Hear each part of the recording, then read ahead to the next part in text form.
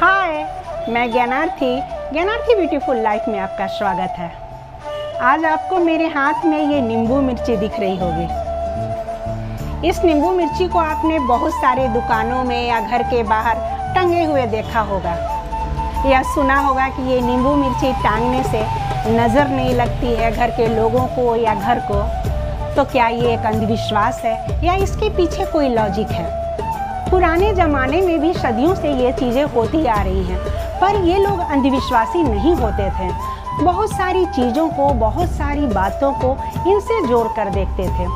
जैसे उस ज़माने में मिट्टी के, पत्थर के घर हुआ करते थे और दरवाजे छोटे हुआ करते थे। उसकी कुंडी में लोग नींबू मिर्ची गूँथ कर इस तरह से टांग देते थे, क्योंकि उस ज़माने में मच्छर, मक्खी, रेप्टाइल्स, जहरीले कीड़े मकोड़े, सांपों से बचने के लिए कोई ज़्यादा साधन नहीं हुआ करता था या इलाज की कोई ज़्यादा सुविधा नहीं थी। तो लोग नींबू मिर्ची को गूँथकर धागे में इस तरह से पिरोकर अपने दरवाजे पर टांग देते थे।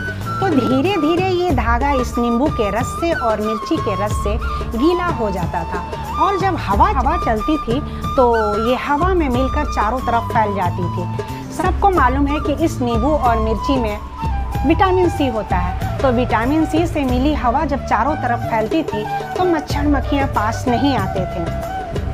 तो इस तरह से कीड़े मकोड़े से भी उनका घर का बचाव हो जाता था। कभी कभी घर के अंदर रात में सांप, बिच्छू, कीड़े मकोड़े घुस जाते थे, फिर वो काट लेते थे।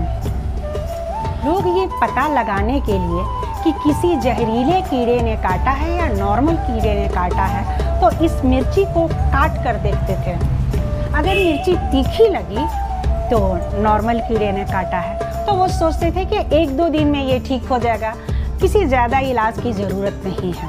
अगर मिर्ची काटने पर तीखा नहीं लगा या नींबू खाने से खट्टापन स्वाद नहीं आया तो समझ जाते थे कि जहरीले कीड़े ने या जीव जंतु ने काटा है, क्योंकि जहरीले कीड़े के काटने से हमारा नर्व सिस्टम जो है वो सुन्न पड़ जाता है और ये हमारी टंग है, जो जीभ है, वो टेस्ट को नहीं पता कर पाती है।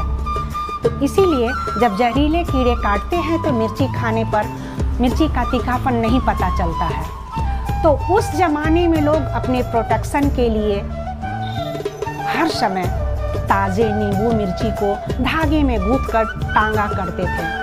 अगर मिर्ची का काटने पर स्वाद नहीं आया तो वो तुरंत इसका इलाज का उपाय करते थे। इसके इलाज के लिए दूर जगह जाते थे कि उससे बचा जा सके। अगर मिर्ची तीखी लगी तो वो छोड़ देते थे कि 1-2 दिन में खुद ही ठीक हो जाएगा।